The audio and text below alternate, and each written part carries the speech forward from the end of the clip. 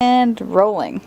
Welcome to the Antique Vintager website and our exciting new launch of the website and our exciting launch of the podcast called the Antique Vintager. So, what is a vintager? A vintager is somebody who studies all things vintage. I happen to know what I think is the most learned person when it comes to vintage items, the one and only, my husband, Jeff Eller. So, Jeff, it's a great pleasure to introduce you, and can you tell us what you hope to cover in the upcoming podcast?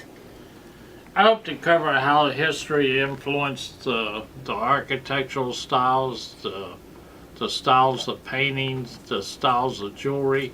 In other words, nothing ever stood alone. We had 2 world wars, a civil war. All those things meant something, not only here in the United States, but around the world. We cover the Queen Victoria. We cover Pomona Picasso. We'll cover it all, and we'll show where they stood on the historical scale.